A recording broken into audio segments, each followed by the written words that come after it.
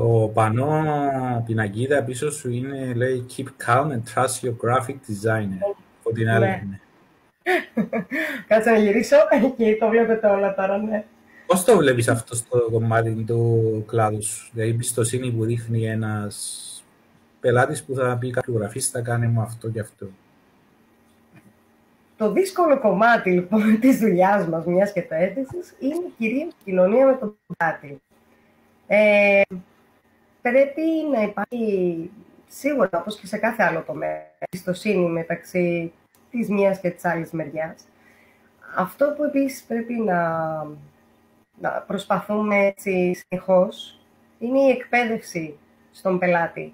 Δηλαδή, όταν έρχεται κοντά σου και σου ζητάει να δημιουργήσει ένα branding, ένα λογότυπο ή οτιδήποτε άλλο, πρέπει να καταλάβει ότι έρχεται σε σένα γιατί είσαι ειδικός σε αυτό το αντικείμενο.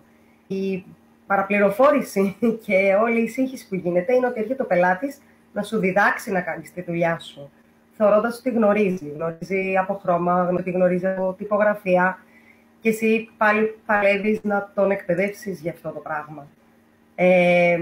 Γιατί η οπτική επικοινωνία και η γραφική και το branding συγκεκριμένα έχουν ένα συγκεκριμένο στόχο. Δεν είναι μία μορφή τέχνης, όπως θα πας να δεις έναν πίνακα και εκεί παίζεις με τα χρώματα, με τη σύνθεση, θα πάρεις ένα αποτέλεσμα και ο καθένας θα ερμηνεύσει αυτό που θέλει.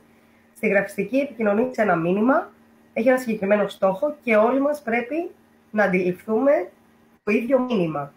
Αυτό λοιπόν πρέπει να έρχεται ο πελάτης πολύ συνειδητά κοντά σου και να αντιληφθεί ότι αυτό που προσπαθείς να πετύχεις και είναι η δουλειά σου είναι ακριβώς αυτό, να περάσεις το μήνυμά του για να τέλος πάντων προβάλλει την εταιρεία του ή οποιοδήποτε κομμάτι της δουλειάς του με ένα συγκεκριμένο τρόπο. Αν καταφέρουμε κάποια στιγμή να επικοινωνούμε σωστά με τους πελάτες μας και να τους εκπαιδεύουμε και εκείνοι να είναι δεκτικοί, να ακούσουν και να συνεργαστούν, τότε νομίζω θα έχουμε πετύχει ένα πολύ έτσι, δύσκολο στόχο.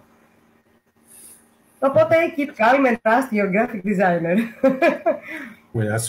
Σχόλια από έναν φίλο που ασχολείται προφανώς bitcoin, blockchain, το φίλο να το φέρουμε στο σχόλιο, τον φίλο Ανδρέα τον Γκρίγκο. Θέλουμε τα computers στον graphic designer για να κάνουμε mining bitcoin και αν θέλεις να τους νοικιάζεις στον χώρο.